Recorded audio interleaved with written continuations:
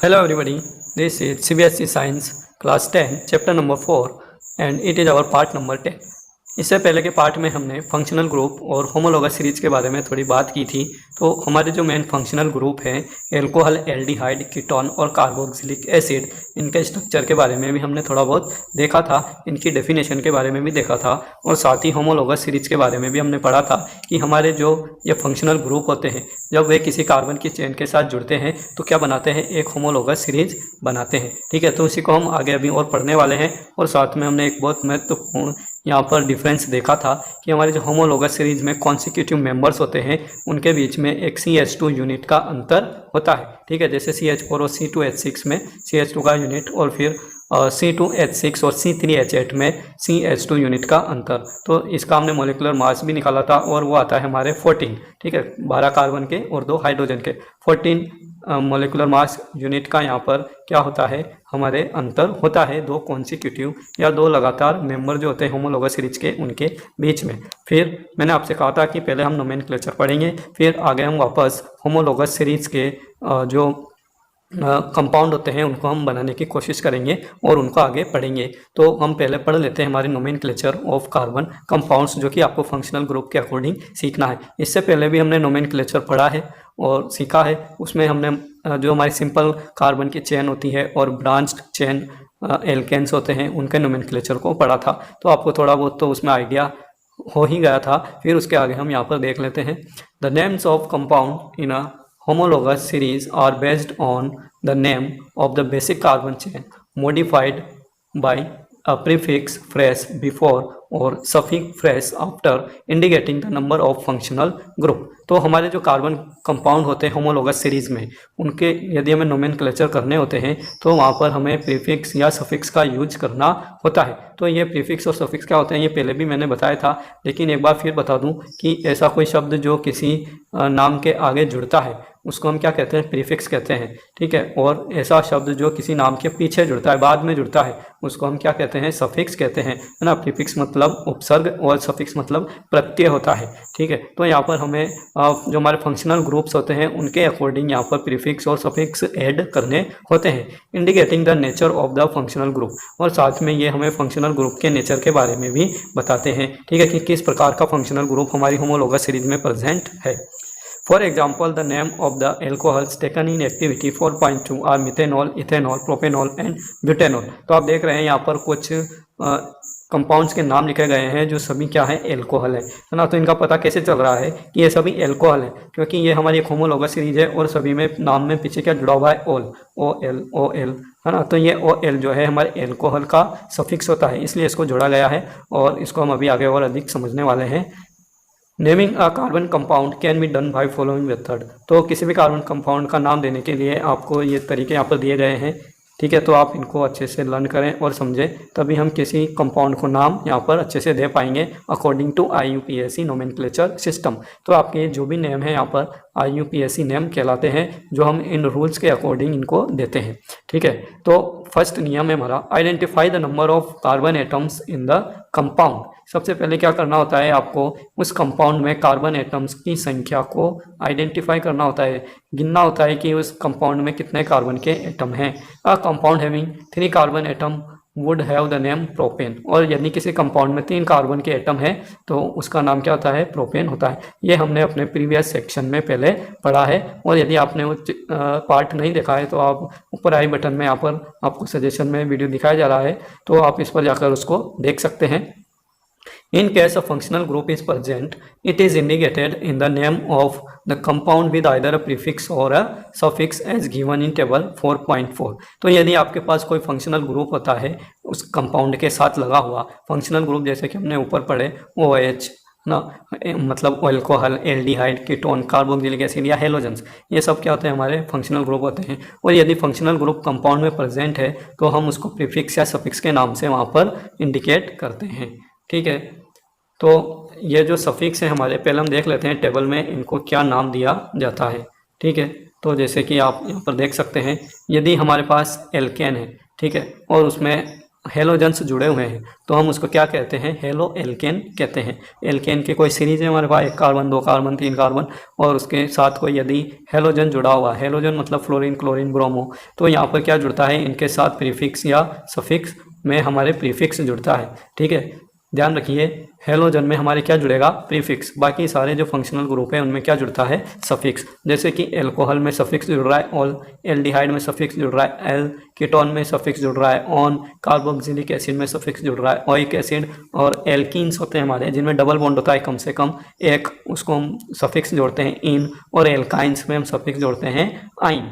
ठीक है, तो इस तरह से आपने देखा कि यहाँ पे जो भी कंपाउंड होगा उसमें हमें नाम देना होगा। ठीक है, यदि हेलोजन्स है तो आप क्या जोड़ेंगे, प्रीफिक्स, यानी कि आपका जो मेन एल्केन चेन है, जैसे कि यहाँ पर 3 कार्बन की आपको एक कंपाउंड दिखाया गया है। ठीक है, टोटल कार्बन कितने हैं इसमें, 3, और यहाँ पर क्लोरीन इसके साथ जुड़ा हुआ है। तो जो फंक्शनल ग्रुप है वह क्या है, हमारा एक हेलोजन है, और हेलोजन के लिए आप प्रीफिक्स यूज करेंगे या सफिक्स, तो उसके लिए आपको नियम के अनुसार क्या यूज करना होता है, प्रीफिक्स। प्रीफिक्स यानी इसका नाम आपको कंपाउंड के नाम के पहले जोड़ना होता है। 3 कार्बन वाले एल्केन को हम क्या कहते हैं, प्रोपेन। तो ये क्लोरीन जो है इसका जो प्रीफिक्स होगा वह हमारे प्रोपेन के आगे जुड़ेगा और उसे हम क्या कहेंगे, क्लोरोप्रोपेन। ठीक है, आपको समझ में आ रहा होगा। यदि यहाँ पर क्लोरीन की जगह ब्रोमीन लिखते तो ये क्या हो जाता, ब्रोमोप्रोपेन, या फिर इसकी जगह आपके 3 कार्बन है, 3 कार्बन की जगह यदि 2 कार्बन होते तो इसका नाम क्या होता, इसका नाम हो जाता क्लोरोइथेन, क्योंकि 2 कार्बन वाले एल्केन को हम क्या कहते हैं, इथेन। तो क्लोरीन जुड़ा हुआ है इसलिए इसका नाम हो जाता क्लोरोइथेन। तो आप यहाँ पर समझ गए होंगे कि आपको जो हमारे हेलोजन्स होते हैं फंक्शनल ग्रुप, उनको कैसे नाम आपको देना है। यहाँ पर नीचे आपके 3 कार्बन के साथ ब्रोमीन जुड़ा हुआ है तो इसका नाम हो जाता है ब्रोमोप्रोपेन। ठीक है, देन हम सेकंड आपके नेक्स्ट फंक्शनल ग्रुप पर आते हैं जो कि होता है एल्कोहल। एल्कोहल में सफिक्स जुड़ता है। ठीक है, ध्यान रखिए क्या जुड़ेगा, सफिक्स, नॉट प्रीफिक्स। सफिक्स यानी कि ऐसा शब्द जो आपके एल्केन या एल्किन जो भी है उसके लास्ट में जुड़ेगा। तो ये होता है हमारे ओल। ठीक है, OL, ओल।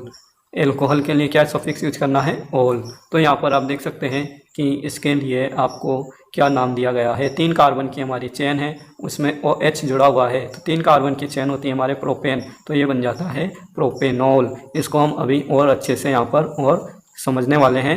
यहाँ पर आप बस इतना सा ध्यान रखिए कि किस फंक्शनल ग्रुप के लिए आपको कौन सा सफिक्स या प्रीफिक्स यूज करना है। तो आपके जितने यहाँ पर 5 मेनली फंक्शनल ग्रुप हैं उनमें से 4 में तो सफिक्स जुड़ता है, एल्कोहल, एल्डिहाइड, कीटोन और कार्बोक्सिलिक एसिड, इनमें तो सफिक्स जुड़ता है, और सिर्फ हेलोजन में ही प्रीफिक्स जुड़ता है ना। और ये सफिक्स क्या है वो आपको ध्यान में रखना है अभी। तो एल्डिहाइड के लिए एल जोड़ेंगे अपन, कीटोन के लिए ऑन जोड़ेंगे, और कार्बोक्सिलिक एसिड के लिए आप ओइक एसिड जोड़ेंगे। ठीक है, तो मैं इसको आपको अलग से बता देता हूँ इनके नोमेनक्लेचर में आगे और क्या सावधानी रखनी है। पहले अभी हम एक नियम और पढ़ लेते हैं। Then third, if the name of the functional group is to be given as a suffix and the suffix of the functional group begins with a vowel A, E, I, O, U, then the name of the carbon chain is modified by deleting the final E, adding the appropriate suffix। तो यहाँ पर यह समझाया गया है कि जब आप फंक्शनल ग्रुप के साथ नाम देते हैं, नोमेनक्लेचर करते हैं, और आपका फंक्शनल ग्रुप में जो नाम है वह आपके सफिक्स के रूप में लिखना है, तो और सफिक्स का जो नाम है वह आपके किसी वोवेल के साथ शुरू होता है A, E, I, O, U। जैसे कि यहाँ पर एग्जांपल दिखाया गया है कि A3 carbon chain with the ketone group would be named in the following manner. हमारे प्रोपेन है उसमें क्या आता है, आपके ई आता है। ठीक है, और हमारे कीटोन जुड़ा हुआ है इसमें, तो उसके लिए हम सफिक्स यूज करते हैं ऑन।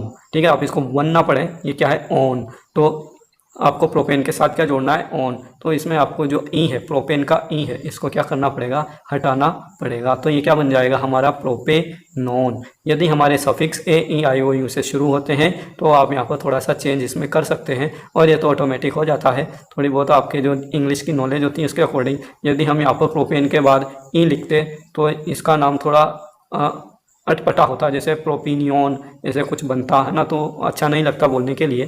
तो हमें बोलना क्या है, प्रोपेनॉन। तो प्रोपेनॉन जब बोलना है तो ई का यहाँ पर कोई काम नहीं है, इसलिए हम क्या करते हैं, ई को हटा देते हैं। Okay, then question number 4, sorry it is नियम, रूल है ये, चौथा नंबर है हमारे नोमेनक्लेचर का। If the carbon chain is unsaturated, यदि हमारी कार्बन की चेन क्या है, अनसेचुरेटेड है, मतलब डबल बॉन्ड या ट्रिपल बॉन्ड उसमें प्रेजेंट है, then the final ane in the name of the carbon chain is substituted by ene or ine as given in table 4.4। तो हमारे जो एन होते हैं या एल्केन है हमारे, तो उसमें एन लगा होता है ना। और यदि डबल बॉन्ड होता है तो इन लगाते हैं, और यदि कम से कम एक ट्रिपल बॉन्ड होता है तो आइन लगाते हैं। तो ये तो हमने पहले पढ़ रखा है, तो इसको आपको समझने की ज़्यादा ज़रूरत नहीं है कि यदि डबल बॉन्ड और ट्रिपल बॉन्ड होते हैं तो वे हमारे एल्किन और एल्काइन बन जाते हैं। इनके जनरल फॉर्मूले भी हमने डिस्कस किए हैं पहले। For example, 3 carbon chain with a double bond would be called propene and if it has a triple bond it would be called a propyne. तो यदि आपके डबल बॉन्ड होता है तो वे एल्किन बन जाते हैं, प्रोपेन में एक डबल बॉन्ड है तो क्या बन जाएगा, प्रोपीन। इसको आप एक बार और फिर हम यहाँ पर बना के देख लेते हैं। तो हम यहाँ पर अपने 3 कार्बन की एक चेन बना लेते हैं, जैसे कि ये हमारे 3 कार्बन की चेन है, ठीक है। यदि इसमें एक डबल बॉन्ड हमने यहाँ पर जोड़ दिया तो इसका नाम क्या हो जाएगा, हमारे प्रोपीन, ठीक है। यदि इसमें आपने डबल बॉन्ड को कर दिया ट्रिपल बॉन्ड तो ये क्या हो जाएगा, हमारे प्रोपाइन। और ध्यान रखिए यहाँ पर हाइड्रोजन भी जुड़े हुए हैं, ठीक है। तो हाइड्रोजन कितने जुड़ेंगे, तो इस कार्बन की इस वाले कार्बन की आपकी 2 पहले से फुल फिल है वैलेंसी, तो 2 हाइड्रोजन और आप यहाँ पर जोड़ देंगे। बीच वाले कार्बन की बात करेंगे तो यहाँ 2 और 1 3 वैलेंसी फुल फिल है, तो आप यहाँ पर 1 हाइड्रोजन और ऊपर जोड़ देंगे या नीचे भी जोड़ सकते हैं। और इधर फर्स्ट कार्बन की आपके 1 वैलेंसी फुल फिल है, तो इसके साथ आपके 3 हाइड्रोजन यहाँ पर जुड़ जाएंगे। तो ये हो जाएगा हमारा CH3 CH CH2, ठीक है। तो आप इसको दूसरे तरीके से भी और लिख सकते हैं, कैसे, ऐसे CH3 CH और डबल बॉन्ड CH2, ठीक है। तो यदि आप इस तरह से लिखेंगे इस फर्स्ट वाले कंपाउंड को तो ये भी हमारे सही होगा, ठीक है। 2 तरीके होते हैं लिखने के, CH3 CH double bond CH2, तो ये भी हमारा क्या होगा, प्रोपीन ही होगा। और यदि डबल बॉन्ड इधर होता तो भी कोई फ़र्क नहीं पड़ता, क्योंकि यदि इधर से गिनेंगे तब भी ये फर्स्ट कार्बन पे आ रहा है और इधर से गिनेंगे तब भी यह हमारे फर्स्ट कार्बन पर आ रहा है। और ये हमारा जो हमने दूसरा कंपाउंड बनाया इसमें ट्रिपल बॉन्ड था, इसलिए इसका नाम क्या हो जाएगा, प्रोपाइन। और अब हम बात कर लेते हैं, यदि यह हमारी कोई लॉन्ग चेन होती है कार्बन की और उसमें डबल बॉन्ड हमारे बीच में आ जाता है और उसके आइसोमर भी बनते हैं, ठीक है। जैसे ये 4 कार्बन की यहाँ पर एक चेन है, हम यहाँ पर डबल बॉन्ड यहाँ भी लगा सकते हैं, यहाँ भी लगा सकते हैं और यहाँ भी लगा सकते हैं। तो यदि हम फर्स्ट कार्बन पर डबल बॉन्ड लगाते हैं तो इसका नाम क्या हो जाएगा, हमारे ब्यूटीन हो जाएगा, ठीक है। लेकिन यदि डबल बॉन्ड हमारा यहाँ पर होता, सेकंड कार्बन पर होता, तो इसका नाम क्या होता, तो क्या इसको भी हम ब्यूटीन ही कहते हैं, नो। तो हमने जो पहला नियम पढ़ा था पहले, उसके अकॉर्डिंग इसको हमें क्या करना पड़ेगा, पहले लॉन्गेस्ट चेन को सेलेक्ट करना होगा और फिर उसमें हमें यहाँ पर इनको नंबरिंग करनी होगी। तो आप देख सकते हैं कि इस कार्बन को हमने 1 नंबर दिया, इसको 2 दिया, इसको 3 दिया और इसको 4 दिया, ठीक है। आप चाहे तो नंबरिंग इधर से भी दे सकते हैं लास्ट वाले कार्बन से, तो 1 2 और 3 और 4। नंबरिंग देने का आपका जो तरीका होता है वो हमने पहले पढ़ा है कि उसके में क्या करते हैं हम, जिधर से आपके डबल बॉन्ड या ट्रिपल बॉन्ड या सब्स्टिट्यूट जो भी होता है वह जिधर से पास पड़ता है उधर से ही हम क्या करते हैं, नंबरिंग करते हैं। तो यदि आप इसमें पीछे से नंबरिंग करते तो आपके दूसरे कार्बन पर डबल बॉन्ड पड़ता, और आपने इधर से नंबरिंग की है तो आपके इधर से भी डबल बॉन्ड जो है दूसरे कार्बन पर ही पड़ रहा है। तो इसमें कोई फ़र्क नहीं पड़ रहा है कि आप नंबरिंग आगे से करते हैं या पीछे से। तो इसका नाम जो है हमारे क्या हो जाएगा, 2 प्रोपीन, या आप इसको लिख सकते हैं प्रोप 2 इन, ठीक है। इस तरह से आप क्या करेंगे, इसको नेम दे देंगे, प्रोप 2 इन। तो यहाँ पर 2 इन का मतलब क्या है, आपके जो डबल बॉन्ड है वह कौन से कार्बन पर है, दूसरे कार्बन पर है। तो इसके बाद यदि हम 5 कार्बन की अपनी एक चेन बनाना चाहते हैं, 1 2 3 4 एंड इट इज़ 5, ये हमारे 5 कार्बन की एक चेन है। और इसमें आप डबल बॉन्ड यहाँ भी लगा सकते हैं, यहाँ भी लगा सकते हैं और यहाँ भी लगा सकते हैं, यहाँ भी लगा सकते हैं। तो आप यहाँ पर जहाँ पर भी डबल बॉन्ड लगाएंगे उसके अनुसार इसका नाम अलग अलग हो जाएगा। तो यदि आप यहाँ पर डबल बॉन्ड लगाएंगे तो इसकी काउंटिंग किधर से करेंगे, इधर से ही करेंगे, 1 2 3 4 और 5। लेकिन यदि आप इधर से काउंटिंग करते तो वह गलत हो जाता, क्योंकि यहाँ पर डबल बॉन्ड हमारे इधर से पास पड़ रहा है फर्स्ट कार्बन से, इसलिए हम इधर से काउंटिंग करेंगे और इसका नाम जो है हमारे वो क्या हो जाएगा, पेंट इन, ठीक है, पेंटीन। हम इसको सिंपली क्या कहते हैं, पेंटीन कहते हैं, ठीक है। हालांकि यहाँ पर हम चाहें तो इसको लिख सकते हैं पेंट 1 इन, क्योंकि डबल बॉन्ड 1 कार्बन पर है, इसलिए हम इसको इस तरह से भी लिख सकते हैं, पेंट 1 इन, ठीक है। लेकिन ये अंडरस्टूड है कि यदि पेंटीन है तो उसमें डबल बॉन्ड 1 कार्बन पर ही होगा, फर्स्ट कार्बन पर ही होगा, इसलिए हम जनरली इसको कैसे लिख देते हैं, इसे सिंपली पेंटीन भी लिख देते हैं। अब यदि हम जहाँ पर अपने डबल बॉन्ड को थोड़ा चेंज करते हैं, मतलब डबल बॉन्ड को फर्स्ट कार्बन से सेकंड कार्बन पर शिफ्ट कर देते हैं, तब बताएंगे हम इसकी काउंटिंग, कार्बन की काउंटिंग किधर से करेंगे, इधर से या पीछे से। तो आप देख पाएंगे कि यदि इधर से काउंटिंग करेंगे तो डबल बॉन्ड इधर से ही पास पड़ेगा, तो हम इसको काउंटिंग इधर से करेंगे 1 2 3 4 एंड 5। और इसका नाम क्या हो जाएगा, आपके दूसरे कार्बन पर आपके डबल बॉन्ड है, इसलिए इसका नाम हो जाएगा पेंट टू इन। ठीक है, ये हमारा IUPAC नेम हो गया पेंट टू इन। ओके, तो इस तरह से आप यदि यहाँ पर आपके डबल बॉन्ड होता तो आप क्या लिखते हैं, इसको पेंट 3 इन। और यदि आपके यहाँ पर डबल बॉन्ड होता तो आप इसको नाम क्या लिखते, क्या आप इसको पेंट 4 इन नाम लिखते? बिल्कुल नहीं। फिर हम क्या करते हैं, इसकी काउंटिंग इधर से करते। ठीक है, हमारा कार्बन नंबर 1 पीछे से काउंट होता और ये आपके वापस पेंटीन बन जाता। और यदि यहाँ पर डबल बॉन्ड होता तो ये होता आपका पेंट 2 इन। ठीक है, पेंट 3 इन यहाँ पर नहीं बनेगा, क्योंकि जब डबल बॉन्ड इधर आएगा तो आपको काउंटिंग किधर से करनी होगी, पीछे से। ओके, तो ये हमारे डबल बॉन्ड और ट्रिपल बॉन्ड की जो नोमेनक्लेचर है वो इस तरह से की जाती है। यदि यहाँ पर आप ट्रिपल बॉन्ड की बात करेंगे तो ये हमारा हो जाएगा पेंट 3 आइन। यहाँ पर मान लीजिए आपके ट्रिपल बॉन्ड होता तो आप इसको क्या नाम देते? ठीक है, ये ट्रिपल बॉन्ड हो गया हमारा सेकंड कार्बन पर, तो आप इसको नाम देते पेंट टू आइन। ठीक है, तो आप यहाँ पर नोमेनक्लेचर देना इनको सीख गए हैं। अब हम वापस अपने फंक्शनल ग्रुप पर चलते हैं। तो फंक्शनल ग्रुप्स यदि जुड़े होते हैं हमारे पास और यदि हमें उनके नोमेनक्लेचर पढ़ने होते हैं तो आपको पता है हम वहाँ पर प्रीफिक्स और सफिक्स यूज करते हैं। और हमारा पहला फंक्शनल ग्रुप है यहाँ पर हेलोजन।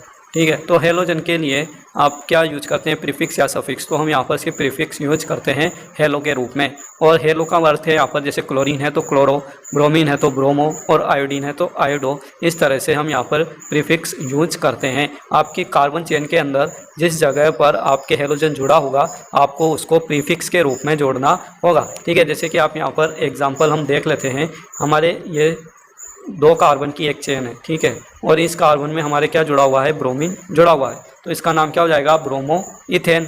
ठीक है, क्योंकि हमें जो फंक्शनल ग्रुप है उसकी क्या करनी है, यहाँ पर चेन बनानी है या फिर उसका नोमेनक्लेचर करना है। तो इसका नोमेनक्लेचर करने के लिए आप ब्रोमीन को यहाँ पर प्रीफिक्स के रूप में लिखेंगे। ठीक है, इथेन के साथ क्या जोड़ देंगे, ब्रोमो, तो ये क्या बन जाएगा, ब्रोमो इथेन।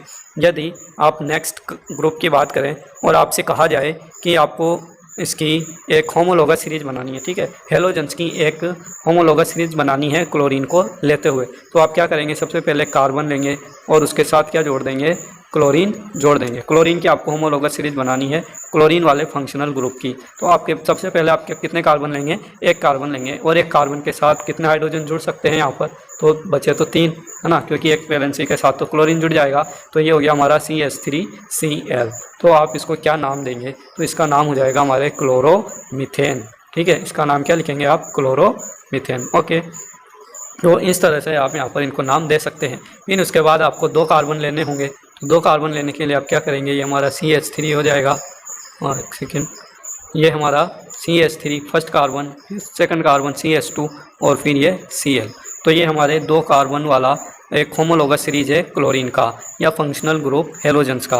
तो इसको आप क्या नाम देंगे, तो ये नाम हो जाएगा हमारा क्लोरोइथेन। ठीक है, इसका नाम था क्लोरोमीथेन और इसका नाम हो जाएगा क्लोरोइथेन। ठीक है, फिर उसके बाद आपको यदि तीसरा मेंबर बनाना है, आपको किसका, आपकी फंक्शनल ग्रुप का, हेलोजेंस का, तो उसके लिए आप क्या करेंगे, ये पहला कार्बन, ये दूसरा कार्बन और ये तीसरा कार्बन, और इसके साथ आपने जोड़ दिया क्लोरीन को।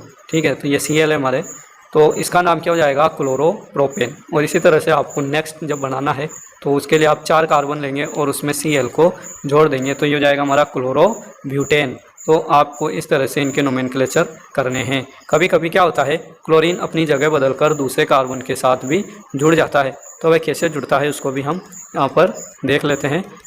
देखिए, यदि यहाँ पर इस कार्बन के साथ, सेकंड नंबर के कार्बन के साथ क्लोरीन जुड़ जाएगा तो आप इसको क्या बोलेंगे, 2 क्लोरोप्रोपेन। फिर आपको यहाँ पर सबसे लंबी चेन सेलेक्ट करनी होगी, उसको नंबर देने होंगे। ठीक है, और नंबर देने के बाद आप देख पा रहे हैं कि क्लोरीन जिधर से 5 पड़ेगा उधर से हमें नंबरिंग करनी है, तो हम इधर से भी नंबरिंग कर सकते थे और इधर से भी। तो इसकी जो नाम होगा वह क्या होगा, 2 क्लोरोप्रोपेन। आपको नाम में आपको हमेशा ध्यान रखना है कि यदि आपके हेलोजन जुड़ा हुआ है तो आप उसमें क्या जोड़ेंगे, प्रीफिक्स जोड़ेंगे, तो इसका नाम हो जाएगा 2 क्लोरोप्रोपेन। ठीक है, देन हम दूसरे फंक्शनल ग्रुप की बात कर लेते हैं। हेलोजन्स के बाद हमारे जो फंक्शनल ग्रुप हैं वह एल्कोहल है, उसमें OH जोड़ते हैं और OH के लिए या एल्कोहल्स के लिए आप कोई प्रीफिक्स यूज नहीं करते, इसके लिए हम सफिक्स यूज करते हैं ओल, OL ओल। कीटोन के लिए आप क्या यूज करेंगे, ऑन, इसका फॉर्मूला होता है CO। और ये आपकी जो चेन होती है कार्बन कंपाउंड, इसमें कम से कम 3 कार्बन होना ज़रूरी है। आपकी जो एल्केन एल्काइन होंगे उसमें कम से कम 3 कार्बन होना ज़रूरी है, तभी हमारे ये बीच में CO जुड़ता है और इसका कार्बन भी आपकी कार्बन की चेन में काउंट होता है। और ये कैसा होता है इसको अभी हम आगे देखने वाले हैं जब हम इसकी क्या बनाएंगे, एक होमोलोगस सीरीज बनाएंगे। अभी आप यहाँ पर इतना देखिए कि कीटोन के लिए आप क्या यूज करेंगे, सफिक्स, तो वह ऑन यूज करेंगे। देन एल्डिहाइड होता है हमारा CHO और इसके लिए कोई प्रीफिक्स यूज नहीं होता, सिर्फ AL अल, आप इसको बोलेंगे अल, ठीक है। एल्डिहाइड के लिए सफिक्स यूज होता है अल। और कार्बोक्सिलिक एसिड जो कि हमारे COOH हमारा फॉर्मूला होता है कार्बोक्सिलिक एसिड का, ये जुड़ेगा हमारा और इसको हम बोलेंगे oic acid, OIC oic acid, ठीक है। सफिक्स के रूप में क्या जोड़ेंगे आप, ओइक एसिड। तो अब हम इनके देख लेते हैं कि आप यहाँ पर कैसे इनकी होमोलोगस सीरीज बनाएंगे। आपसे क्वेश्चन पूछा जाएगा कि इनकी होमोलोगस सीरीज बनाइए, तो होमोलोगस सीरीज बनाने के लिए आप क्या क्या चीज़ें यूज करेंगे या इनको कैसे नाम देंगे। आपसे कहा गया कि आप एल्कोहल की फंक्शनल ग्रुप एल्कोहल की होमोलोगस सीरीज बनाओ, है ना। 5 कार्बन तक 4 कार्बन तक ऐसे पूछ लिया जाता है, तो आप क्या करेंगे कि आप जैसे यहाँ पर दिखाया गया है इस तरह से आप होमोलोगस सीरीज बनाएंगे। आपको पता है एल्कोहल में क्या जुड़ता है, OH जुड़ता है, ठीक है। तो एक कार्बन हमने लिया CH3 बनाया और उसके साथ क्या जोड़ दिया, OH। सबसे सिंपल जो हमारे एक कार्बन का कंपाउंड होता है वह क्या होता है, मीथेन। हालांकि वह CH4 होता है, लेकिन OH को जोड़ने के लिए हमें एक हाइड्रोजन को हटाना होता है, तो ये हो जाता है हमारा CH3OH, है ना। तो हम इसको नाम क्या देंगे, हमें पता है एल्कोहल के लिए हम सफिक्स यूज करते हैं ओल, तो मीथेन प्लस ओल ये हो जाएगा मीथेनॉल। और जैसे कि हमने नियम नंबर 2 पढ़ा था, यहाँ पर AEIOU में से एक वोवेल आता है ओल में, तो आप क्या करेंगे, मीथेन का जो E है उसको हटा देंगे, तो ये क्या बन जाएगा, मीथेनॉल, ठीक है। फिर यदि 2 कार्बन की आपसे कहा जाए कि आप 2 कार्बन वाले कंपाउंड का एल्कोहल बनाओ, है ना। ये हमारी क्या बन रही है, एक होमोलोगस सीरीज बन रही है। सबसे पहले मीथेन का बनाया, अब किसका बनाएंगे, इथेन का। तो इथेन का होमोलोगस सीरीज में आपको कंपाउंड बनाना है, तो उसमें क्या करेंगे, आप OH जोड़ देंगे। हालांकि इथेन का फॉर्मूला होता है CH3 या C2H6, लेकिन एक हाइड्रोजन को हटाया हमने और क्या जोड़ दिया, OH, तो ये बन गया हमारा इथेन प्लस ऑन इथेनॉल, ठीक है। इथेनॉल का आपको फार्मूला इस तरह से भी लिख देते हैं हम। और यदि इसको सिंप्लीफाई करेंगे तो यहाँ पर कार्बन 2 है, हाइड्रोजन 5 है और OH पीछे जुड़ा हुआ है, तो इसको हम क्या लिख सकते हैं, C2H5OH। इस तरह से भी आप इसको लिख सकते हैं। कई बार क्वेश्चन में कंफ्यूज करने के लिए या बच्चों की अंडरस्टैंडिंग को समझने के लिए यहाँ पर फॉर्मूले को इस तरह से लिख देते हैं, C2H6O, ठीक है। इस H को भी आप H5 में काउंट कर देते हैं, तो उसको हम क्या पढ़ेंगे, C2H6O। तो आपको वहाँ पर पहचानना होगा और ध्यान में रखना होगा कि वह फॉर्मूला आपका किसका है, इथेनॉल का है, ठीक है। तो इस तरह से आपने 2 कार्बन के यहाँ पर कंपाउंड बना लिए होमोलोगस सीरीज में OH फंक्शनल ग्रुप वाले। फिर हम 3 कार्बन लेंगे, CH3 CH2 OH इसमें जोड़ दिया, तो 3 कार्बन वाला एल्केन हमारा प्रोपेन होता है, OL सफिक्स जोड़ना होता है, तो ये बन गया हमारा प्रोपेनॉल, ठीक है। तो ये 3 कार्बन की हमने यहाँ पर क्या बना दी, एक होमोलोगस सीरीज बना दी।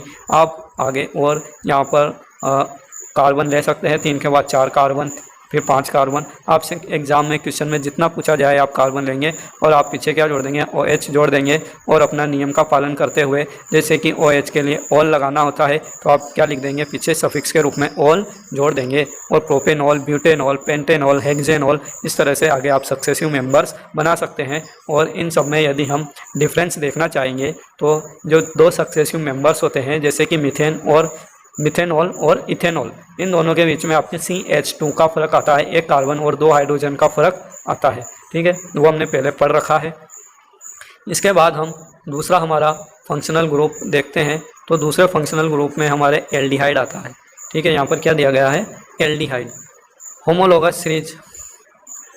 अब हम हमारा दूसरा फंक्शनल ग्रुप देखेंगे, या एल्डिहाइड जो हमारा फंक्शनल ग्रुप होता है इसकी होमोलोगस सीरीज बनाना सीखेंगे। तो होमोलोगस सीरीज बनानी है हमें किसकी, एल्डिहाइड की। एल्डिहाइड में हम क्या जोड़ते हैं, CHO जोड़ते हैं। तो आप क्या करेंगे, सबसे पहले एक कार्बन लेंगे, ठीक है। हालांकि हमारे CHO में पहले से ही कार्बन मौजूद होता है, ठीक है। तो आप इसको ध्यान रखिए कि जब आप लंबी चेन बनाते हैं तो उसमें यदि आपके फंक्शनल ग्रुप में कार्बन है तो वह भी आपके किस में काउंट होता है, आपकी नंबरिंग में काउंट होता है। ठीक है। तो यहाँ पर इसका कार्बन को भी हम क्या करेंगे, नंबर में काउंट करेंगे। एक कार्बन होगा, एक कार्बन वाला हमारा मीथेन होता है, H O इसमें पहले से जुड़ा हुआ है। ठीक है। एक वैलेंसी इसकी खाली है तो हम यहाँ पर क्या जोड़ देंगे, H और जोड़ देंगे तो ये हो जाएगा हमारा HCHO। ठीक है। तो ये हो गया हमारा मीथेन प्लस L। एल्डिहाइड के लिए आप फंक्शनल ग्रुप के लिए क्या सफिक्स यूज करते हैं, L। तो ये हो गया हमारा मीथेनल। ठीक है। और इसका एक कॉमन नेम भी होता है जिसको हम कहते हैं फॉर्मल्डिहाइड। IUPAC नेम की बात करेंगे तो इसका नेम होगा मीथेनल,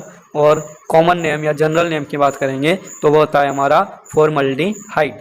ठीक है। कई बार ये दूसरे नाम जैसे कि फॉर्मल्डिहाइड से भी इसको एग्जाम में पूछ लिया जाता है, तो आप इसको ध्यान रखें। मीथेनल इसका IUPAC नेम है और फॉर्मल्डिहाइड कॉमन नेम है। ये हमारा एक कार्बन का कंपाउंड हो गया, ये हमारे दूसरे कार्बन का, यानी कि 2 कार्बन जब हम लेंगे तो हमारा एल्डिहाइड क्या बनेगा, 2 कार्बन वाला एल्केन हमारा क्या कहलाता है, इथेन। ठीक है। देखिए आप यहाँ पर एक CH3 और हमने आगे लगा दिया तो एक टोटल कार्बन कितने हो गए, 2 कार्बन है, 2 कार्बन वाले एल्केन हमारे क्या कहलाते हैं, इथेन। और CHO के लिए आप क्या जोड़ेंगे, अल, तो ये हो जाएगा हमारा इथेनल। ठीक है। और CH3CHO को आप इस तरह से भी लिख सकते हैं, C2H4O। आपको जैसे ज़्यादा कन्वीनियंट लगे आप लिख सकते हैं, लेकिन आप ध्यान रखें कि एग्जाम में इस तरह से लिखकर भी क्वेश्चन पूछे जाते हैं। ठीक है। आप जब अभी केमिकल रिएक्शन वगैरह पढ़ेंगे, उनकी प्रॉपर्टीज़ के बारे में पढ़ेंगे तो आपको आगे कई चीज़ें और इसमें देखने को मिलेगी। तो आप ध्यान रखें कि आप इन फॉर्मूलों को इस तरह से भी लिख सकते हैं। ठीक है। यहाँ 2 कार्बन है और 4 हाइड्रोजन है और 1 ऑक्सीजन है, तो हमने इसको सिंप्लीफाई करके C2H4O भी लिख दिया, तो ये भी क्या होगा, हमारा इथेनल ही होगा। ठीक है। देन यदि हम बात करें 3 कार्बन वाले हमारे नेक्स्ट एल्डिहाइड की, तो 3 कार्बन यहाँ पर देख लीजिए, CH3 CH2 और CHO का बन जाएगा हमारे प्रोपेन प्लस अल। प्रोपेन के साथ हमने L जोड़ दिया तो ये बन गया प्रोपेनल, और इसका फॉर्मूला होगा C3H6O। ठीक है।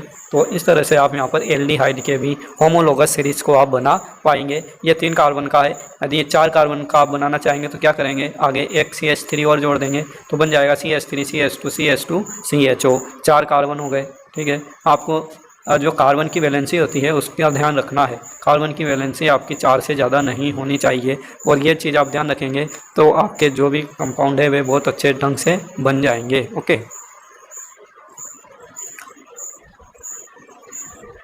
देन हम बात करते हैं homologous series of functional group ketone.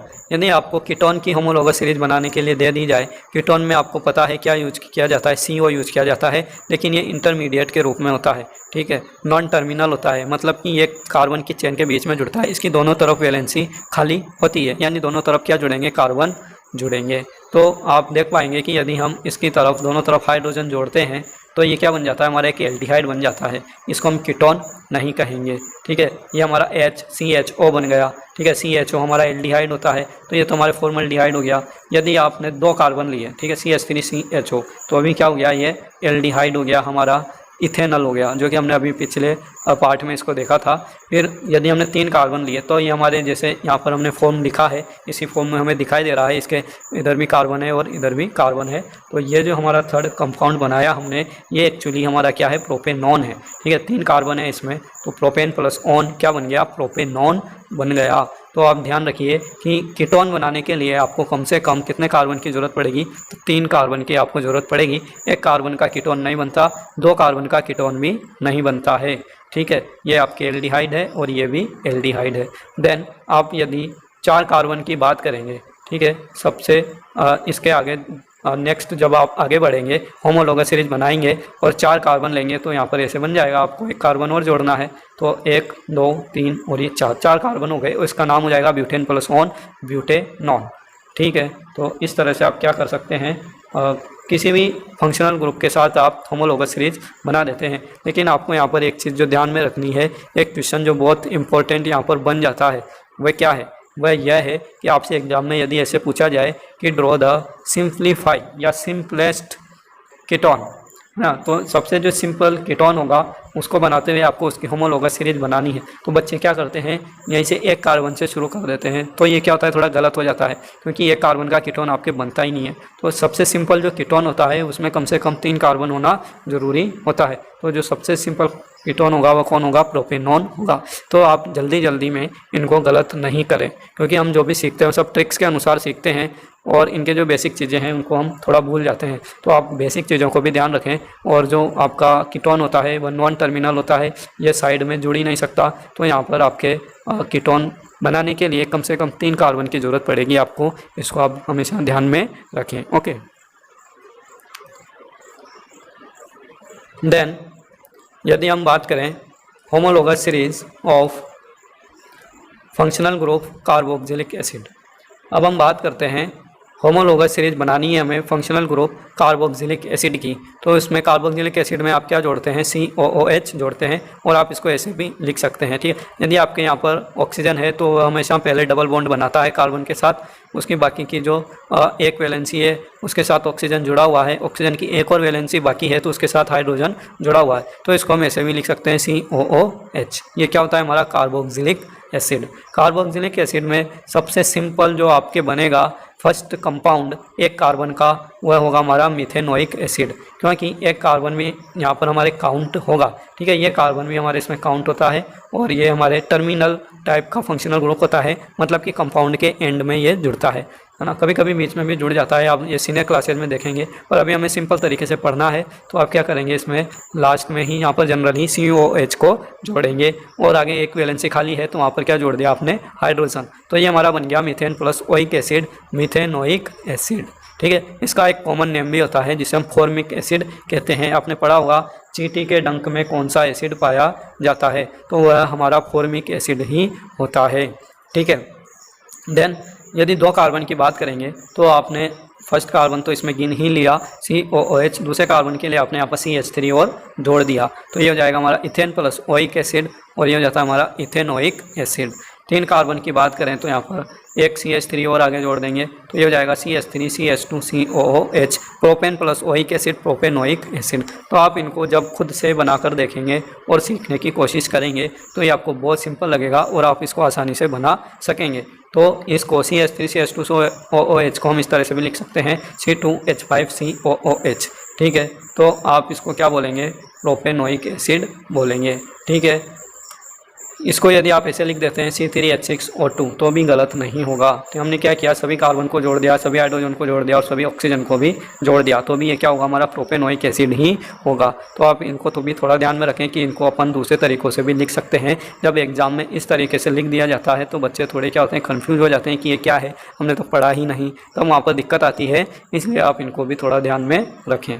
Okay, तो हमने यहाँ पर अपने जो फंक्शनल ग्रुप होते हैं उनका नोमेनक्लेचर कैसे करते हैं और उनकी होमोलोगस सीरीज कैसे बनाते हैं उसके बारे में काफ़ी कुछ स्टडी कर लिया है। और आप इनको अब बैठे बैठे घर पर उसको बनाने की कोशिश करें, उनको धीरे धीरे बनाते रहें, तो आपको ये सारे नोमेनक्लेचर वगैरह जितने भी रूल हैं ये ऑटोमेटिक ही याद हो जाएंगे कि इनको नाम कैसे दिया जाता है। तो आप अब आगे हम यहाँ पर कुछ इन टेक्स्ट क्वेश्चन है जिनके लिए मैं अलग से वीडियो बना रहा हूँ, मैं भी आपको बहुत जल्दी मिल जाएंगे और आप इनको अपने खुद से ही सोल्व करने की कोशिश करें। फिर बाद में वीडियो में आप चेक कर लेना कि आपका आंसर सही है या गलत है। इसके बाद हमारी आ जाती है chemical properties of carbon compounds और हम इनको अपने नेक्स्ट पार्ट में, नेक्स्ट वीडियो में डिस्कस करने वाले हैं। ओके, तो आपके पार्ट कैसा लगा कमेंट करके बताएं, अपनी प्रेजेंट भी दें। यदि आप चैनल पर नए हैं तो वीडियो को लाइक करें, सब्सक्राइब करें और बेल आइकन को दबाएं। Okay, thank you. जय हिंद, जय भारत।